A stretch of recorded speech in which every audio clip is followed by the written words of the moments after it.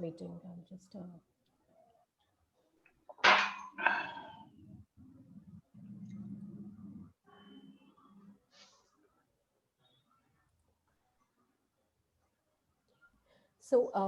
Hello and good afternoon, everyone. I extend a warm welcome to all our members and invited guests to this virtual event organized by TIE Ahmedabad. TIE, many of you know, TIE stands for the Indus Entrepreneurs. And I'm sure a lot of you are aware that TIE originated from Silicon Valley. Today, it is the largest nonprofit organization fostering entrepreneurship in all industries at all stages, from incubation throughout the entrepreneurial life cycle by mentoring, networking, education, funding, and so on. With a footprint in 14 countries and 61 chapters, the consistent focus of TIE is to give back to the community by nurturing the next generation of startups. On behalf of TIE Ahmedabad Board, I am delighted to welcome our guest speaker for the Fireside Chat, Mr. Rajiv Patel, investor, mentor, and a key member of TIE Silicon Valley. With regards to the event flow today, we will dedicate the first 30 minutes to the Fireside Chat, followed by the next 15 to 20 minutes for the questions from the audience. If you would like, in the meantime, you can also write your questions in the chat box. Mr. Saurabh Mehta, President of TIE Ahmedabad, will be moderating the conversation today. I'll request him to begin with an introduction from Rajiv Bhai himself. Over to you, Saurabh Bhai. Okay, thank you, Piali. Thank you. And good afternoon, everyone. And welcome to this Fireside Chat. I think this is a great opportunity for us to hear from somebody from the Silicon Valley because he is Rajiv. Actually, I know Rajiv for a very long time. To be very frank, I don't know how long. I think 44. How long? As long as we are old enough, we went. I think met together in KG in Mirzapur, and then since then we have been friends. And so it's, I think, a very long time. I won't say how much because it will tell us our age. But anyway, so yeah, Rajiv's journey has been pretty much Ahmedabad, then Bits Pilani, and then Austin. And again, we were together. I mean, I was not in Austin, but then we were in the US together. And then I have been following him and meeting up with him in Silicon Valley across his journey across Sun Microsystems, Xerox, and then Juniper Networks. I think I can go on about Rajiv and how he has been there, but he's been very active in the Silicon Valley TIE. He's also, organized a few TICons. He's been chair for two TICons in Silicon Valley. He also is an investor, a mentor. In fact, he's mentoring somebody in Ahmedabad also, in Ahmedabad Gandhinagar area also. So rather than taking too long on this, I'll let Rajiv introduce a certain salient part of his journey himself. Over to you, Rajiv. Thank you, Saurabh, and thank you, Piali. Thank you to TIE Ahmedabad for at least hosting me here. Ahmedabad, I still consider it as my hometown. I grew up in Ahmedabad, as Saurabh mentioned, went to school here at St. Xavier's. And then after that, BITS Pilani, followed by UT Austin, where I did my master's in computer engineering. And then I moved to Silicon Valley in the late 80s and have been there since. Uh, as most of at least Indian community who've been engineers going to Silicon Valley, I too am an engineer in the tech field, and technology has been where I spent almost all my time.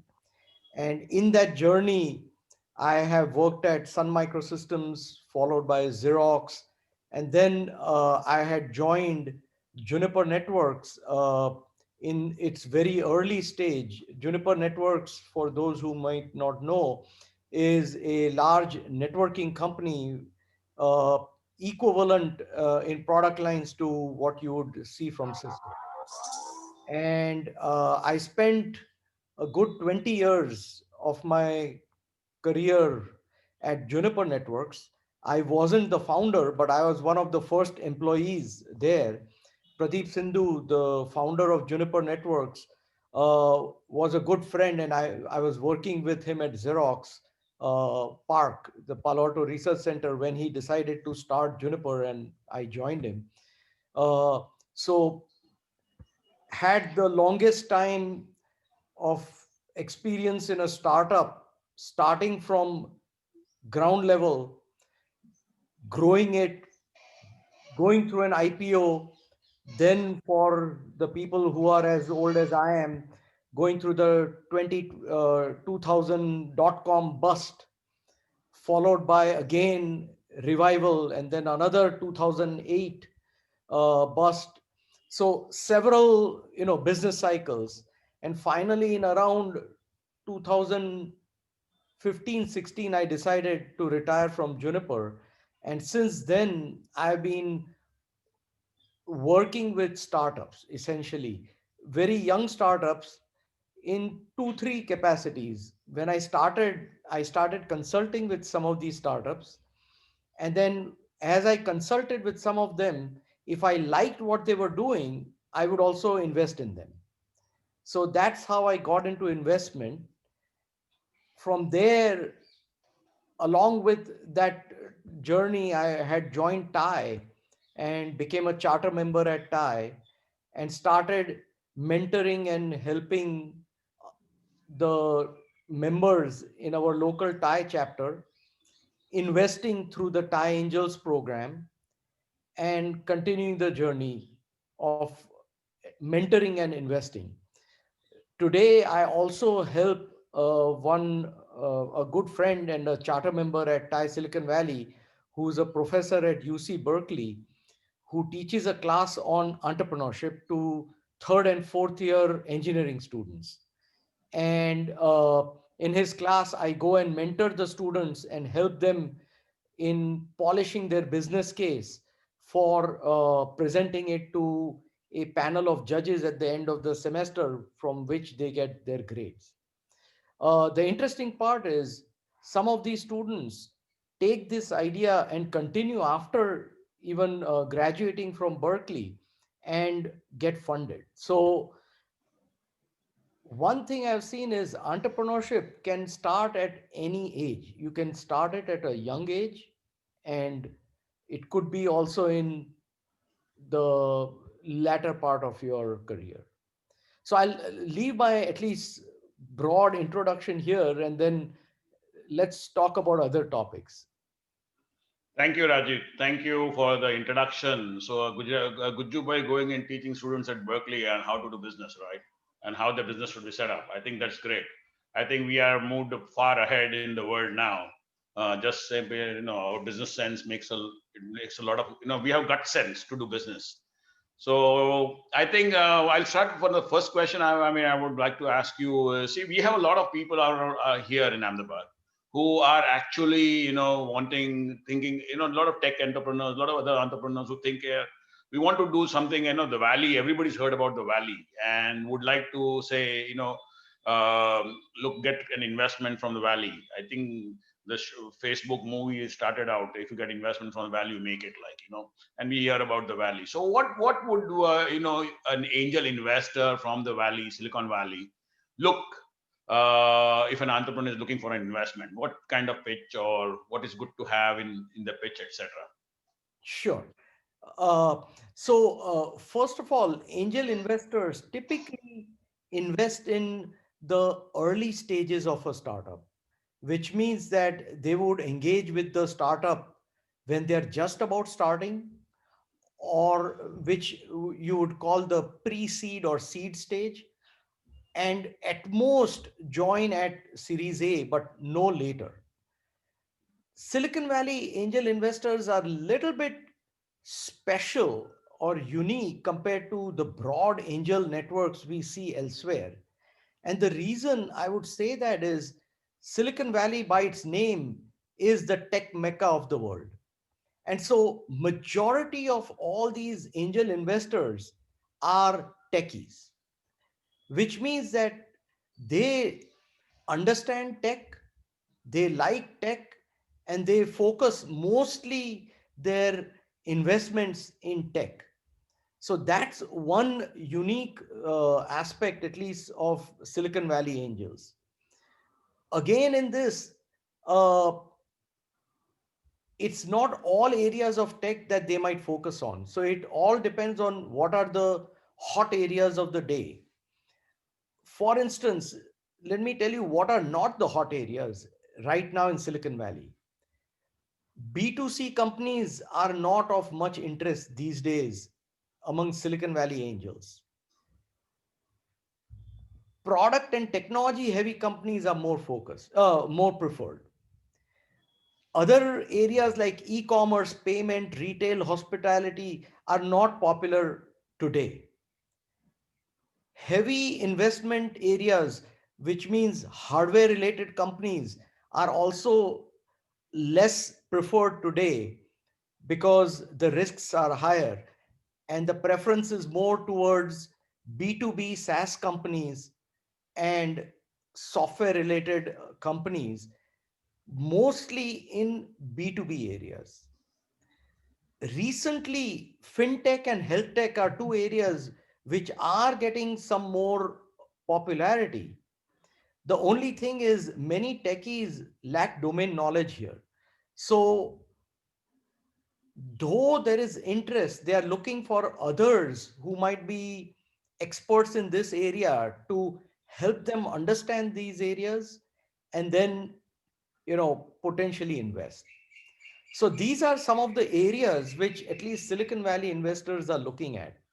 Now, having said that, the other big aspect which a lot of companies, especially in India, need to understand is that US investors, especially angel investors, and especially Silicon Valley investors, only would invest in companies that are incorporated in US. They do not want to deal with companies incorporated in India, which might have different taxations. They might have issues in how to bring back the investments to the US and so on. So sometimes this is a very important factor to keep in mind, especially for Indian companies. Oh, go ahead. Go ahead. Okay. So basically, yeah, what you're saying, what I hear saying is, yeah, it is preferred to have incorporation or something in the US. And sometimes, like we were discussing the other day, people initially have the company in India. And then, because of the Valley investors having a keen interest, they sometimes take the company to the US and even the founders to the US or just the structure to the US. So there are two options, right? That's what you said the other day. Yes. So the most important is the structure. Most angel investors would want the incorporation of the company in the US, even though the entire operations is out of India. That's not an issue, but the incorporation needs to be in the US. Sometimes it is also advisable that the founders spend a few years in the US, at least if it's just a young startup starting off, so that they could be mentored and advised by the investors there before they go back. But that's not a requirement, but that's suggested. Uh, if they are completely located in India, then one of the things we suggest is that there might be at times a local investor or a advisor or a board member who can work with the angel investors and be the bridge for the angel investors where the founders are in India and they get visibility through this other person. Okay. So yeah. So basically, we can take the structure from here. Then there, right? Okay, that's about the structure. Now, what is the perspective, right? A Silicon Valley, how does he look at a startup? I mean, what are the points? Scalability, how big? So, what do they look into a startup from a Silicon Valley? I mean, what are they thinking? This is something I would like to invest. How think that? I mean, how they make a decision that this is something I would like to invest? Okay. So it's very interesting. Silicon Valley angel investors now are have been doing this for so long that they increasingly are thinking more like the VCs and institutional investors. So you will notice that the due diligence process that they will use with companies are very similar. The other aspects, when you have a company, you have some products in mind, and many of you might have heard the term product market fit, which is the product you have developed fitting into the market you're going after, and are the customers happy with it? Sometimes this becomes an iterative process when you are developing a company, and it's natural. Similarly, in investing also, there needs to be a investment fit with the angel investors.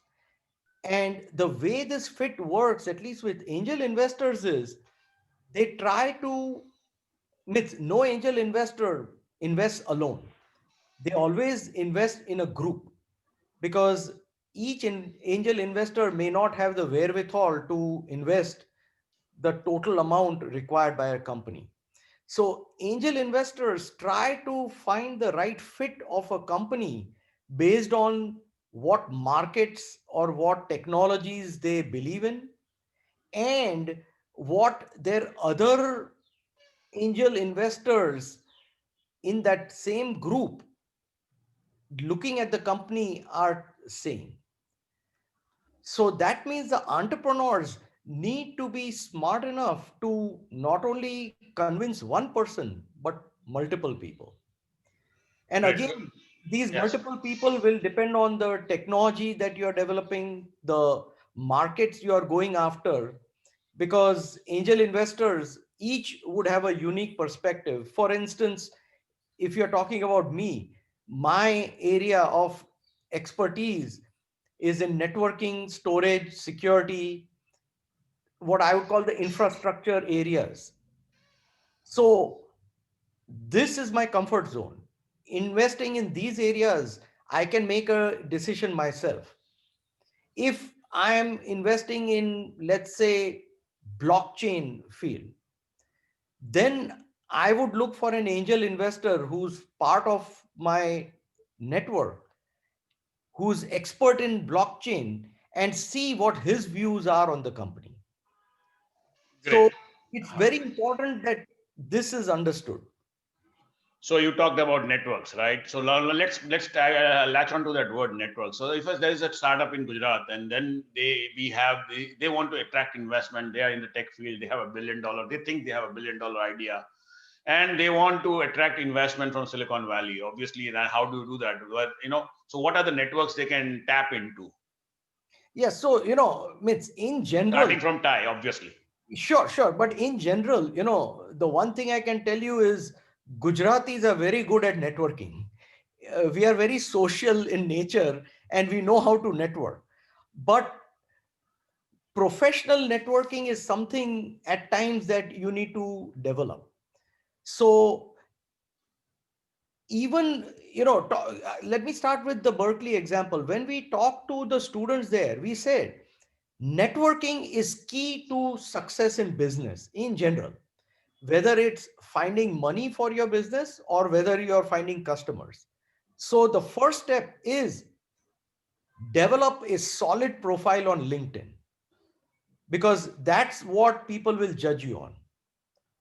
But later, you need the help of professional organizations like TIE, for example.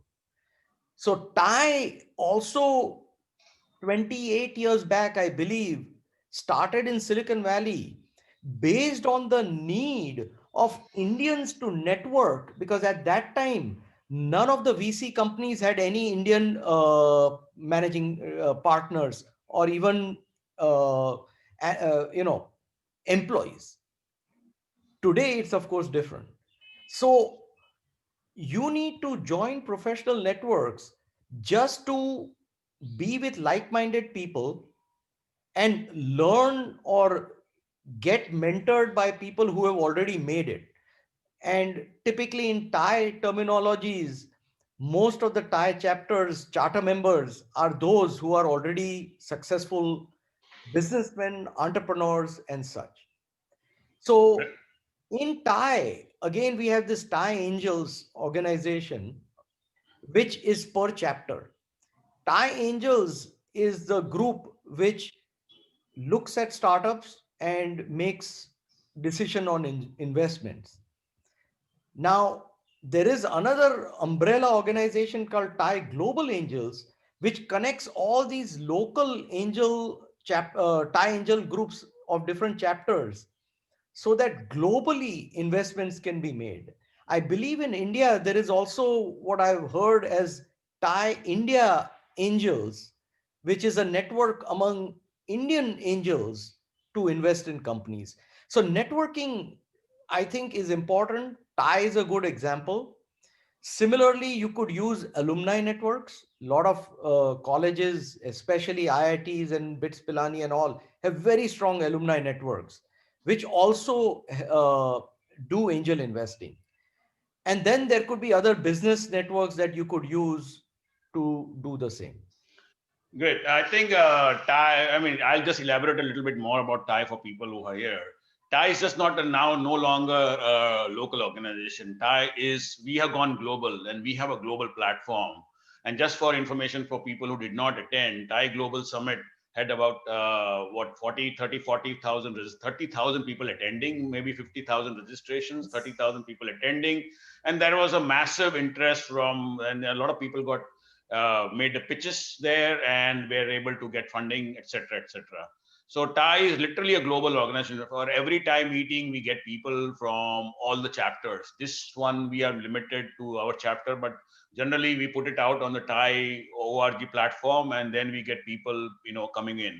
And including in TAI, Rajiv, you'll glad to know we are introducing something which is called, Ahmedabad has taken an initiative to have intra-chapter meetings, inter-chapter meetings. So we are going to have multiple chapters getting together and doing just networking. Like you said, networking is extremely important. On the other hand, Thai Ahmedabad also, now we are starting the Thai Ahmedabad Angels with a little bit of a funds of our own. Mr. Vaibhav Shah, Vaibhav is here on the call, and he is going to be one of the leads on this. Vaibhav leads a very big financial organization, part of a managing director of a very big financial organization, and we are working and creating a small group of angels. The thing is, just for everybody's knowledge, Thai Angels is like 25%. If we invest in your company and from Ahmedabad, then we can put it out to Thai India Angels or Thai Global Angels, and people from across the world would invest because a charter member is on your board or a charter member is invested. So Thai has a phenomenal network this now, and now because of COVID and all, we are completely become one. There's all the chapters. It's very easy to connect. We have a global platforms available. So I think it's a great thing to do networking. Now coming back to you, beyond Thai, obviously we all are Thai. So, but anyway, beyond to you. Now let's come to a venture which is fairly stable in the growth stage and has some good customer traction, etc., and may have raised some angel funds, etc. How will it work from them if they want to come to the Silicon Valley and get the big ticket investments? Okay.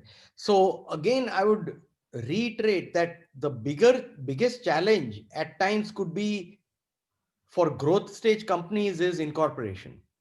That if they were incorporated in India, for example, it will limit who might invest in them. Even funds, some of the funds in US may not be able to invest in India based companies unless they have India offices. So that would be different. So I've increasingly seen that some of these growth state companies now are incorporating outside India, but may not be in the US, could be Singapore. Singapore, it seems, has become a very popular destination for Indian companies to incorporate to make sure that some of the funds or the VC funds are able to invest in that company because I'm assuming that a growth stage company, it's beyond the stage where angel investors might jump in. Right. So incorporation is one big aspect to keep in mind. The other is the market reach of that company. Is that company only selling their products in India, or do they have a global footprint, or at least a footprint in a few other countries outside India. So that could be another big factor to consider. And finally, if you're looking for US funds to invest, they would also want to see that eventually, is this market going to be in the, let's call the Western world, which means Americas, Europe, Australia, New Zealand, and such countries. So these are some of the factors they would keep in mind even before they look at what technology and what area that your company is focused on. Okay. And Yeah, I I can think give we you, already have a. Sorry. yeah, no, I was going to, I don't know, you were probably going to say, I was going to give an example of a local company which falls into this category. Uh, in fact, Hemal Patel, I see he's on the Zoom call right now. He's a local entrepreneur from Ahmedabad uh, who has a company, Ray, which I would say falls into this category. He started, I believe, a couple of years back, and he developed his product, which is in networking, and that's how I know of it, in Ahmedabad. And then he had made a just a trip to the US, cold trip, and came to Thai Silicon Valley office and requested the ED to see if he can meet with some charter members. And I was there, some other people were there, and we heard him out. We felt that he had something interesting, but obviously nobody was willing at that time or ready to invest. But he got some good ideas and feedback, came back, continued his journey. Today, he was able to, first, he did the smart thing of incorporating in Singapore. I think that was very smart. Second, he was able to get some first round of investment from India itself. And now he has grown his company where he's selling his products not only in India, but in most of the Asian markets, Africa, and Middle East. So this company, if you look at this profile, and it's in networking, which is a growing market, technology company with a product that has been developed and shipping, and he has more than 50 plus customers. This is now a profile of a company. If he were to start looking for investments, at least I believe people will hear him. Now, who will invest, we obviously don't know, but there will be people who would pick up the phone call and say, okay, I will give you an opportunity to pitch in front of us. So there are such companies even locally that can, you know, progress and come up to the world stage and potentially get funded. Yeah, so yeah, Hamel we know about. He's a Thai member, and there are some good things happening to him. And I heard it from Piali and others. And I think he's also got some interest from some Silicon Valley investors who have looked into his company and this. I think he has a very bright future. And if he ever wants additional funding, I think Thai Ahmedabad Angels can also, or even some of the venture capital funds in Ahmedabad might be interested in investing additional monies. So yeah, this is exactly what we were talking about, right? You're a Thai member, you're a charter member, or even Thai associate member. You can always go and approach our ED, that is Piali, and executive director, and then she can connect you to other EDs or this thing and other chapters and get some introductions done. Or where if you're visiting the other places, maybe in 2021, 22, now 21 is already there. In 22, you can go directly and meet some people or attend a Thai meeting anywhere else in the globe. And that is where the networking starts, right? So now we come to one of our last questions, last but one of our last questions. So are you very interesting, right? What everybody is thinking. Is Rajiv going to invest? And is he thinking of investing in India or Ahmedabad? So I can tell you, I have invested in Indian companies, but these companies, as I mentioned earlier, are incorporated in the US.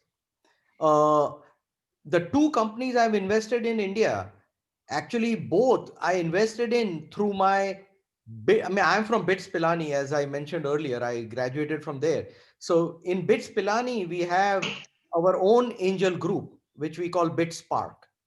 So every 4 months, we have applications, we invite companies. Only difference there is the restriction we have is all the companies who apply to that BITS Spark group, one of the founders has to be a BITSian. That's our requirement. But there are so many good ideas that come through. Now, in all of this, the biggest issue is I would not be able to look at 30, 40 companies.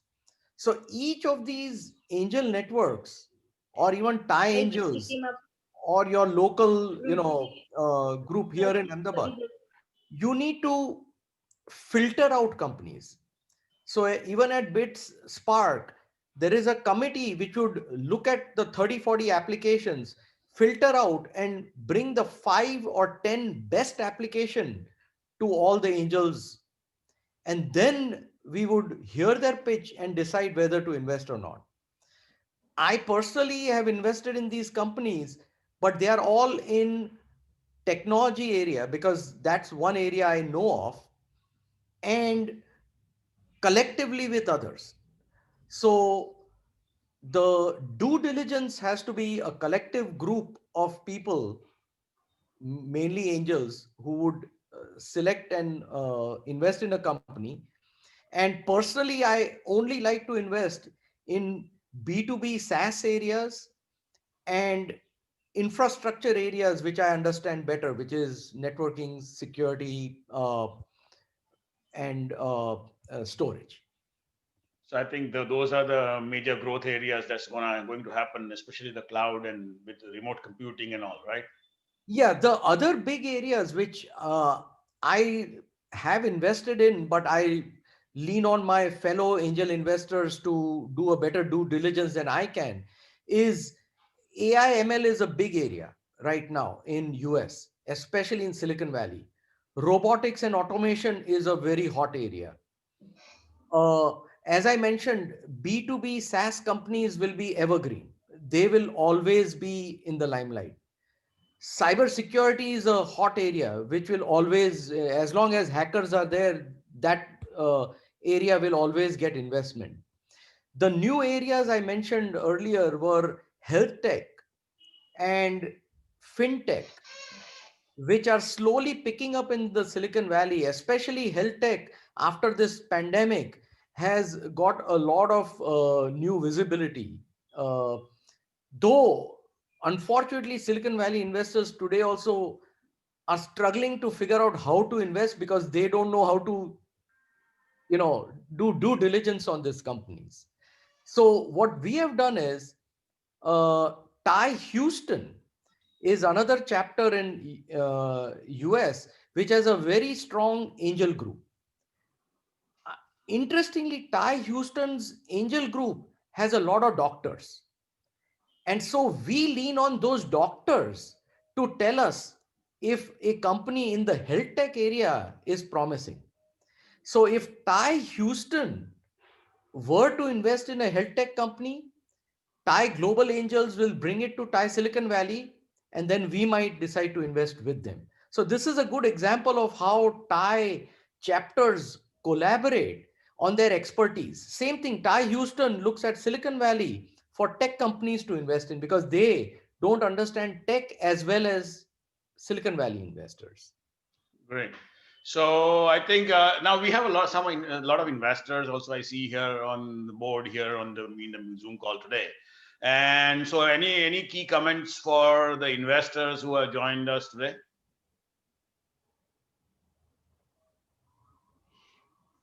Hello? Raji, did you get that? No, sorry, can you repeat that? Yeah. So I mean, we have a number of investors on this call, Yeah. and can you say a few words to these investors and Okay. whatever? So the one thing, if these investors are part of the Thai Ahmedabad chapter, I'm assuming some of them could be charter members, some may not. What I would do is you could help by, you know, looking at the local startups or companies here, maybe filtering out the top 5 or 10, and then having those companies presented to even the Thai India Angels Network or the Thai Global Angels Network. One of the things what we Thai Global Angels will tell you is they will only uh, give visibility to a local company from a local chapter if the local chapter has decided to at Invest. least invest in that company. So that's one thing.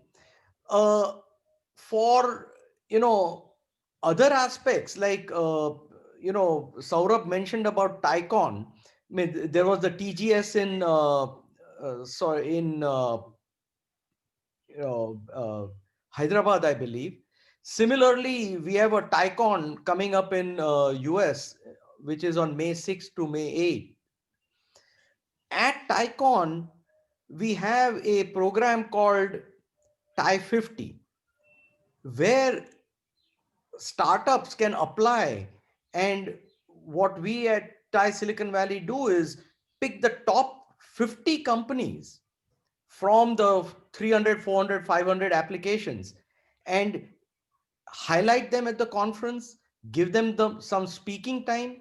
And actually, the top 10 companies last year, uh, we had Drapers, and you probably know the Drapers as big investors, actually do a live session at Tycon similar to the Meet the Drapers program, which I think was broadcast in India earlier. So we created the Meet the Drapers for the top 10 startups, which we had selected right there on stage. So one thing is you'll get a lot of visibility. So if any startups which feel that they want visibility, that's another way of approaching uh, the global stage. Yeah, so the takeaway from the last thing is for the investors also that, if you want to use the Tide network and be a part of if you're a part of the Tide network, it's better that we get together, evaluate certain companies, and then we can see where we put them on the either Thai India Angels or Thai Silicon Valley, and we can nominate some 1 or 2 people for the Thai 50 for Silicon Valley, and maybe all the people can evaluate whether they are worth getting into a Thai 50. And obviously, if they get into that Thai 50 part of it, they're literally made because once they're there, the visibility is just phenomenal, right? So I think Rajiv, thank you. This was a pretty good all-round session, and we have some questions coming up. But I think thank you very much for giving us all this, different aspects of investing as a practical person who is investing into the companies. And I think we have some questions, Piali. Yeah, Yeah, so as the questions come up, let me make one last comment. Sure.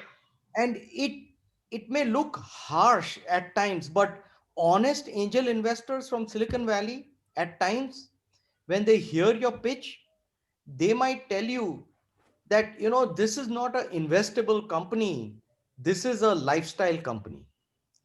I don't know whether you heard that term or not, but lifestyle companies are actually great profitable companies, but typically investors will not invest in them, because remember, investors, when they invest, they are looking at exits. It's exits in mind for them, because they are looking for returns from exits.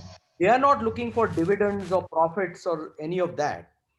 So lot of times you'll hear the term, oh, this is a lifestyle company, I'm not interested in investing. So you should yourself question your own company to make sure that it's not a lifestyle company. Okay. So I presume from the lifestyle company is basically profitable but cannot go global and cannot be, the valuations don't come up that high. So And the entrepreneur might not be thinking from an exit perspective. Sometimes that exactly. is also the case. Yeah, there are entrepreneurs like we have heard the Serum Institute of India, very investable company. can give phenomenal returns, but that guy, they just don't believe in going public and they're just still private, right? He's the largest vaccine manufacturer in the whole world, and he's very, very private. And he must maybe have got funding from the banks and etc., but he's not bothered about going public, right? So Correct. those are kind of companies also. So Yes. anyway, I think it's an all-round this thing. And Piali, can we take up some questions if you had? Yeah, sure. So we don't have any questions here in the chat box, but I would request that, so I had received a couple of questions in advance. I think most of those have got sort of, covered during the conversation. But we can keep it open house now and request, our people who have joined us today that if you have any questions still, happy for Rajiv bhai and Saurabh bhai to take. Yeah, sorry, it says RNB. Please RNB. Yes, yeah. Sorry, I couldn't change my name on time. So sorry about that. My name is Rupesh Bambwani. I'm from Bombay. First of all, thank you very much, Mr. Patel, for joining in and sharing your experiences and thoughts. I'm sure it's quite early morning for you out there, or probably very late in the night. And thanks, Saurabh, as well, for organizing this Zoom call. The basic question that I had was when founders they pitch to the investors, does TIE actually work on a model of mapping the business segment with the angels' interests? Case in point, as Mr. Patel said earlier, that he comes from the networking background and he's worked in Juniper Networks. So his expertise and his interests are obviously going to lie in the networking side of the business. And that's something that he understands much easily. And it's much easier to also evaluate the founder's capabilities and their depth. So when TIE organizes these angel pitches, do you actually create cohorts of founders uh, with the angel investors who come from that background? Yes, good question. And that's very relevant. So at TIE Angels, when we are screening, the screening committee has experts in multiple areas because there will be startups in several areas from, networking to payments to B2B companies to machine learning to IoT to so on. So we try to create a screening committee across all these areas. Now, the fortunate part, at least in Silicon Valley, is we have a large enough group that we can cover almost all technology areas. We may not be able to cover non-technology areas as well, but all technology areas can be easily covered. So we do have cohorts which first would look at a company based on their expertise in that technology area, and then other angel investors might join in. Right. Okay. Great. Thank you. Yeah, Yes, Nitiraj. Nitiraj. Yes, Saurabh, bhai, good evening. Piali ma'am, good evening. And Rajiv sir, it was a very informative session. Again, my question comes to the same point that has already been discussed during the session. What I find very difficult is to convince investors because I've tried a couple of years ago. I've actually tried to get in touch with the investors in Silicon Valley myself, including very established venture capital firms. And I've heard the term that yours is not a very investable company, though we are into robotics. And as you said, the robotics and automation is now is like the hotbed of activities happening in Silicon Valley. So especially with hardware startups, it's a double pronged question that I have is how to convince investors at an idea stage, because hardware startups and product development is fairly capital intensive to build. And second is what it really is the kind of valuations and life cycle are we looking at hardware startups, because I have not myself come across a lot of hardware startups in India who have had fabulous exits. Maybe it has happened in Silicon Valley or across the US, but not the case in India. So that's the question. Yes, so very good, Mitch. I can see your challenges because hardware startups have not been actually preferred by most VCs for the last 15 years. Oh, And the blame I would provide is on all the social media and all these other software areas which have given so high returns to the investors, especially the VCs, that now they are risk averse in putting a lot of investment, because most hardware startups are capital intensive. right, So they would rather invest in 10 software companies than one hardware company, because the equivalent investment might be required. right, Because if 1 out of 10 makes it, they'll get their returns. But if this one hardware company dies, then they don't have any returns. right. So unfortunately, that has become the mindset in lot of the VC companies. Now, as VCs think that way, angel investors follow, because after all, angel investors have to have a mindset of what the VCs are doing. So even angel investors have slowly shied away from hardware companies. So what we have tried to do is, we always try to ask a company to think hard and see if you can separate the hardware from the software and other technologies in your product. Now, if the Okay, key technology innovation is in hardware, that's a different issue. But if the technology innovation is in software, then we try to see if the companies can split it and pitch the software angles to the investors, because that will resonate with them rather than the hardware, okay, and make hardware the means to selling the software technology rather than the end. okay, Now, it is sometimes very challenging, but this is how it is, unfortunately, in today's world. right, So, okay. Nitira, just to Yeah, add on to that, I'm working with a company where we have just, it's a very new, and that's why it's rather this, where we actually ask them to, use the off the shelf or hardware being made in Taiwan or some couple of other places. okay, And, rather than have the software plug in to only work with their only hardware, they're decided that the software is more, I think, a valuable component, and it works with all the hardwares available in the market. So slowly they okay, are working with all the different hardware that are available in the market. And that is okay. the target we are looking at. So that way, we can like Rajiv said, we can separate it out. There is Sure. one question I would like to answer is your BITS Pilani group supports only BITS alumni, right? The BITS, that's fine, that BITS Spark. Thai Angels, yeah, they do support and they prefer to have a Thai member this, but we also look and support other anybody else who comes as a startup with an idea. So at Thai Angels, we do have a preference for Thai members, and we do look favorably because we know them. But other than that, we do not. We still do look at other ideas also. Yeah.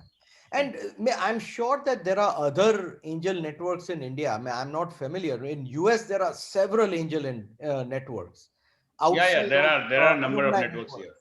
You know, Ahmedabad also has some networks, angel networks in Ahmedabad also. right, right. So I'm going to take a couple of other questions. So, Saruba, you have responded already to the question from Binita. I have one question here from Anand. So, he is asking, is there any minimum turnover or company age? So, maybe the number of years the company is existing required for entering into US? Uh, Actually, I would say no. There is no minimum. It depends on what technology or product area you are in. So, if you are a growth stage company, obviously you would be in the market and you would have revenues and sales and other things. But you may be just a very small initial startup who's planning to raise funds or come to the US. It all depends on whether what you have is suitable for the country you are trying to sell it in, if you're trying to sell it in, whether that product is ready for the US or is it ready for India, and so on. So age is definitely not an issue. As I mentioned earlier, incorporation might be, but age, no. Ashok Sutta is still making new companies every 5 years or 7 years, right? At 70 or something. So I think the age is never an issue when you are trying to build a company. I So that believe they were talking about the age of the The company. company, So, age of the age of company, the the age of company, number not of the age age of of existence the the of the person is company. also not an No, no, issue. no. That of course is no. not. Yeah. So I'm going to take here one question from Vaibhav by Rajiv bhai. As Saurabh Mehta mentioned, he's leading the Thai India Angels for the Ahmedabad chapter. So his question is, give some tips on how to monitor or manage the company performance or the system after investment in a startup. Oh, after From an, yes, from very an good investor's question. perspective. So this is a very good question because we always have the challenge. So Thai Angels in Silicon Valley, we've been investing now for over 10 years. And this is the big challenge we used to face, that when there are small companies, uh, how do you get to know what progress they've been making? So over the years, we've come up with a process that every Thai Silicon Valley Angels investment, if let's say 5 or 7 angels have invested in that company, we nominate one of the persons to be the observer for that group of 5 or 7 people to observe what the company is doing. So that one person every quarter would go and have at least one phone call with the entrepreneurs and find out about it. If the company has grown, obviously they're a little bit more professional, and they would have a quarterly email sent out to the investors based on what they've discussed in the board meeting and so on. But we've had that challenge also in the past, that who takes responsibility. So we just go around the room and decide on one of us to do this for the team. See, in Ahmedabad, I mean, in Thai Angels, the Thai Angels framework in India now has been very clear. This thing, what we are defined is one of the charter members will become a board member, at least a observing board member, and will attend all the board meetings. And there has to be regular board meetings where the progress has to be monitored and this thing. If there is an issue, we would go back and say, we would ask other people to start coming in and mentoring them. We are having this issue on the sales part of it, and somebody is very good at sales, then we'll bring that person in. So this is what we are thinking at Thai Angels thought process is now happening. So That's wonderful. Actually, if you can be on the board, that is the best. especially But in the startups, it's much easier to be on the board than actually existing company to go on board and things like that. correct, So correct. I think yeah, it makes a lot of sense. So I'm going to take one question, Rajiv bhai. This is a very specific one, but maybe this gives a perspective to many. So Mr. Chanchal Das is asking, he is looking for investors for a product, I guess he has made. It's an online contract bridge tournament application. So does this kind of product can attract investors? He's in fact here. So if there's anything further you would like to add, please. So again, if I look at it, this is more like a consumer type of online platform. B2C. So you will see less interest among angels in Silicon Valley. Sometimes the funds, the VC funds, some of them might have interest in that if they are into social networks and social area investments.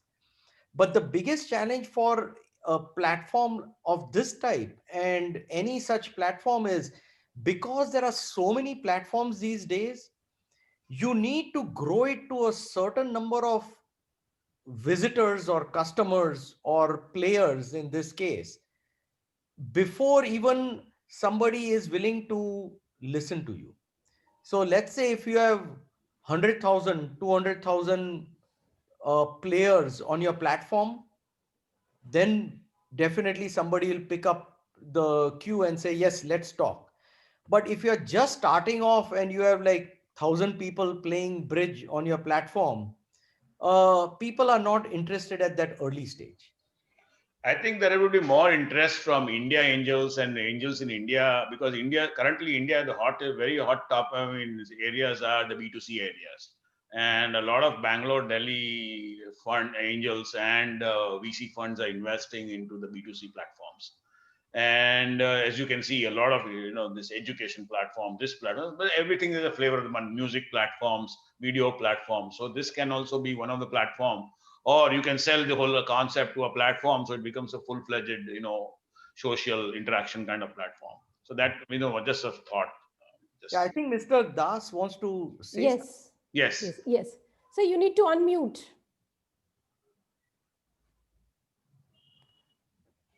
Actually, this is a online gaming application. Only two companies now popular worldwide, and this product is for international.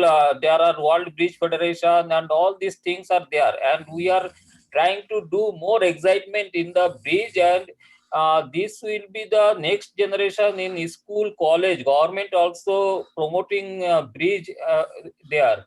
So this app will help in means attracting large number of people in future, and there are only two companies catering this need, and they are in high pressure. So my app maybe, but I am facing problem to push it into market due to financial constraint, but it is ready in all aspects. And this now organizers of this tournament is facing problem because those two platforms are always crowded.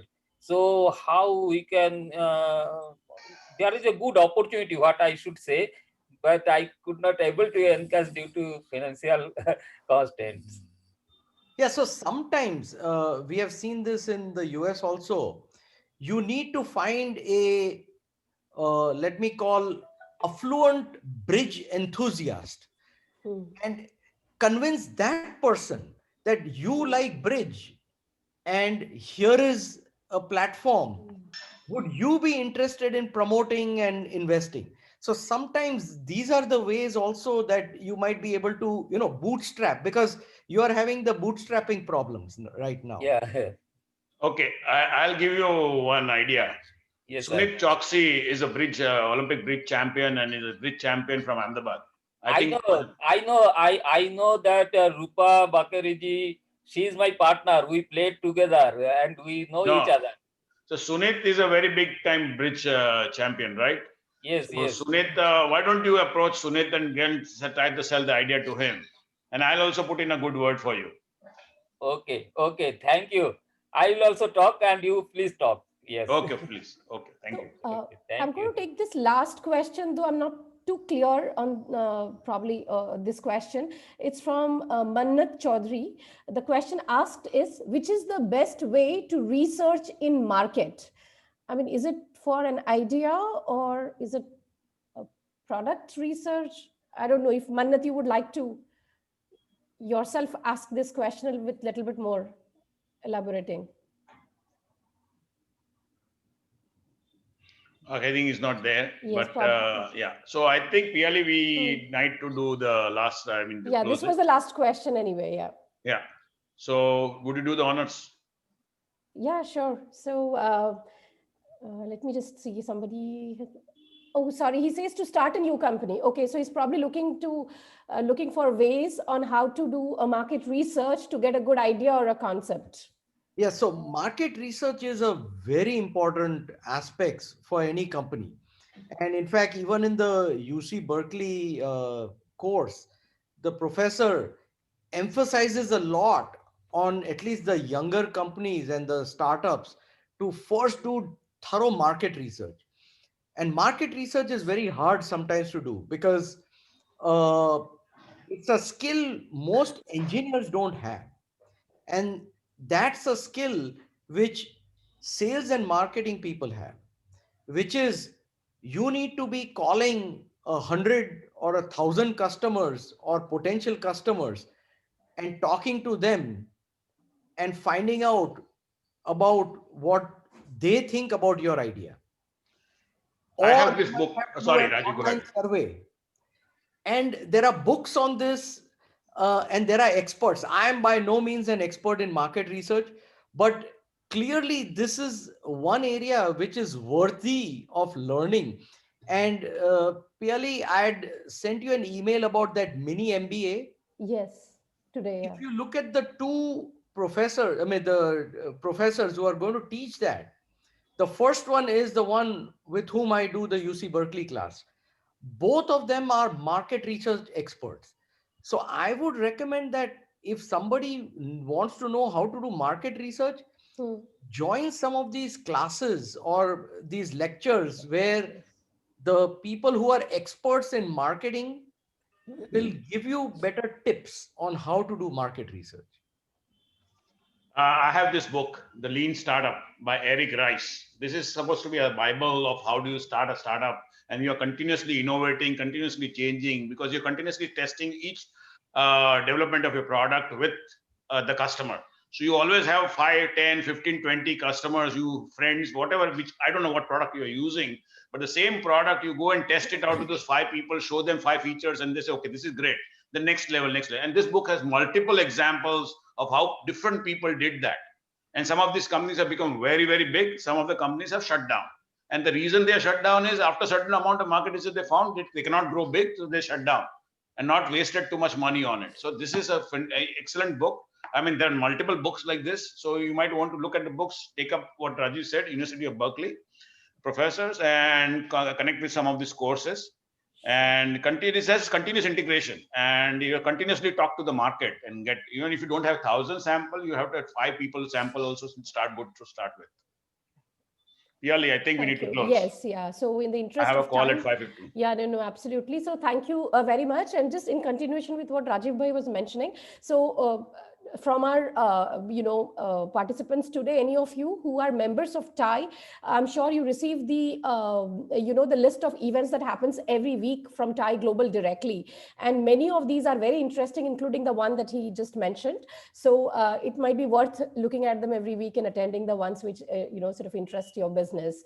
So once again, thank you very much, Rajiv bhai, for giving this time, and it was absolutely wonderful and insightful, very helpful for all of us. Thank you, Saurabh bhai, for helping us in moderating this conversation. Thank you once again to all of you for giving your time and joining today, and we look forward to seeing you again, in our next event. Thank you, everyone, and have a good evening. Thank you, everyone, and Thank have a you. good evening. Thanks, Thank Piyali. you. Good evening. Thanks.